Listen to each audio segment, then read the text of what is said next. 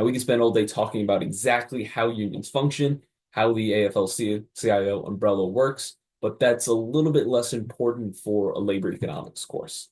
So we'll kind of brush through that as a bit of a setup, and now we're starting to get to working through the models to help understand the decision-making process that goes into a union.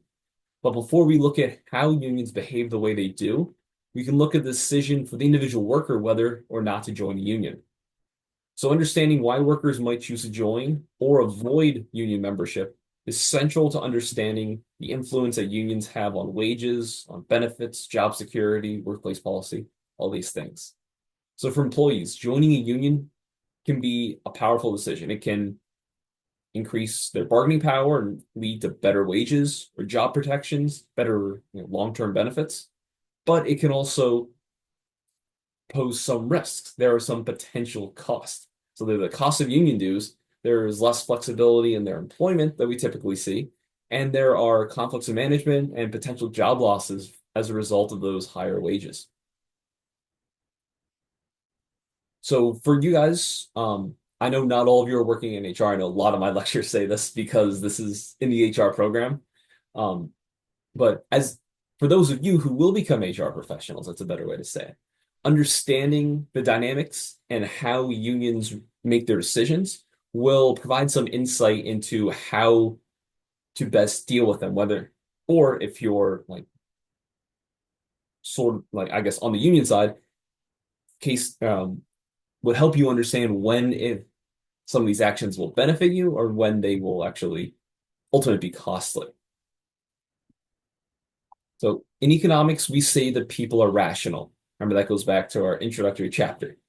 When we say rational, we don't mean perfect robots. We don't mean that they're always right. We don't mean that they're calculating everything, that everyone's a clone of Spock from Star Trek. What we mean is that they act in their own self-interest as they see it. So in this case, someone or a worker will compare the costs and the benefits of joining a union. Now, most of this won't be sitting down with a list of pros on one side, cons on the other, and trying to come up with a number for each and adding up all the numbers. Not like that. But a lot of this is really implicit when we consider these choices. So a worker will not join a union if they think that the benefits of joining that union are going to be less than the cost of joining that union. Now, before we get too in the weeds, it's important to note that peer pressure or solidarity with your friends and coworkers could very easily be a benefit to consider. Not everything is money. I know it's weird hearing an economist say that, but when it comes to these individuals deciding whether to do something, considering the costs and the benefits, there are plenty of things that we can't put a dollar figure on easily that really are essential to the decision, really.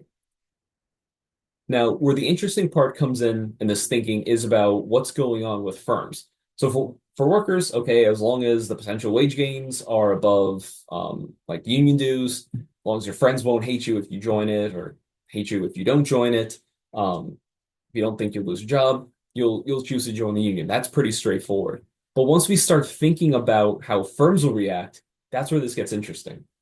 So firms don't sit on a Scrooge McDuck style vault of gold with all this extra money they can pay workers. Now, they may have some flexibility, but they don't have a ton of extra money sitting around to spend on higher wages. So if the union is able to get workers higher wages, it will come at the cost of the firm hiring fewer workers. So if the firm's demand for labor is inelastic, meaning that it's not very responsive to a change in wages. If wages change, they won't fire a lot of workers or hire a bunch of workers. Then union membership won't have a big effect on the number of workers employed. So you can imagine a hospital where the nurses unionize. Hospitals aren't in the position to replace nurses with machines, and there's no other forms of capital that can really replace the humans delivering the care. So they won't really be sensitive to a change in wages. They need to pay nurses more if nurses want if they collectively bargain to ask for more money. They're kind of stuck.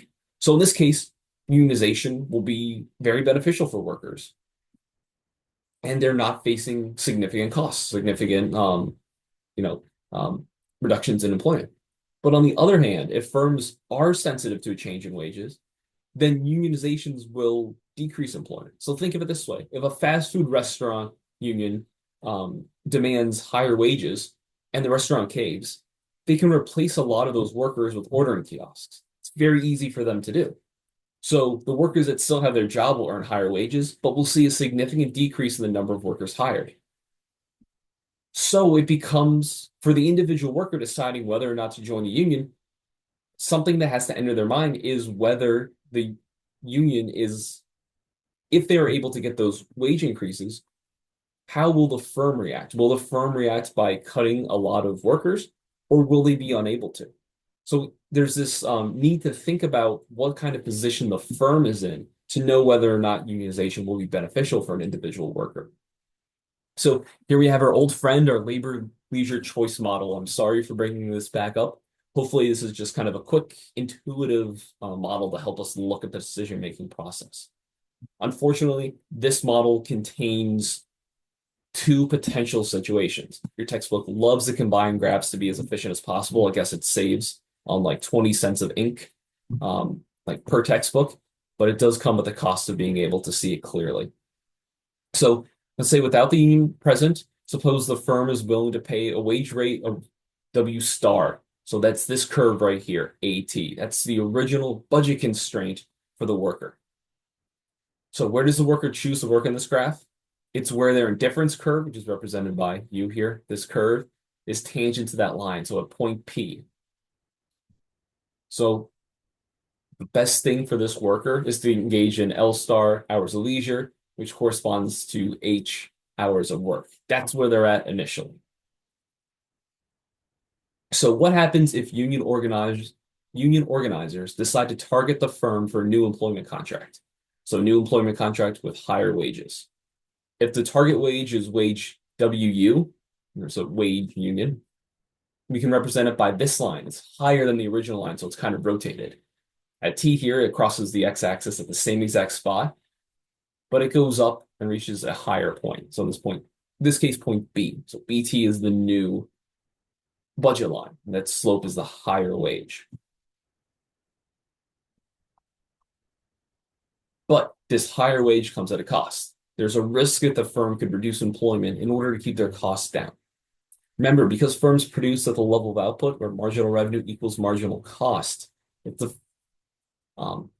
the firm, if their marginal costs increase, if their wages increase, they will either have to reduce the number of workers that they hire to keep that marginal cost the same, or find a way to make more money to increase their marginal revenue, which is more of a long-term issue than something they could do in this decision-making situation. So if the firm is sensitive to changes in wages, what will happen? They will end up reducing the hours as a result of the wage change. But if they're sensitive to wage changes, it's going to be a large reduction. So let's say we move from H star here all the way down to H0, where that crosses the budget line for the worker, for the new budget line, is going to be right here at point P0. The point here is that it's on a lower indifference curve. It's closer to the origin. So that worker's utility is going to decrease.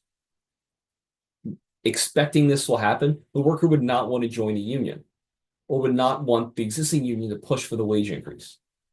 Now, of course, the worker isn't going to look at these curves to make this decision, but likely what's going on in their mind is thinking, okay, there's no way that they're going to be able to keep us all. They're going to have to fire a bunch of us or cut all of our hours. There's no way we're going to win from this. So they won't want to join the union or they won't want to engage in a strike. But on the other hand, if the firm is less sensitive to a price change, maybe instead of reducing the hours to H0, they reduce the hours to H1 down here. At this point, that will cross the worker's budget line right up here at point P1. That's on a higher indifference curve than the original point P. This higher indifference curve represents a greater amount of utility. Basically, this worker is better off.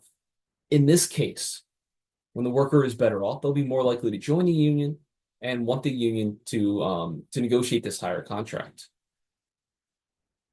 So what I want you to take away from this is that when workers are less likely to be laid off, when they get greater utility, they're more likely to join the union. But it depends on what the firm's decision is going to be. If the firm is likely to fire a bunch of workers to reduce their headcount to try to reduce their labor costs, workers will be more skeptical of joining a union or be more hesitant to push for a new contract and for a wage increase.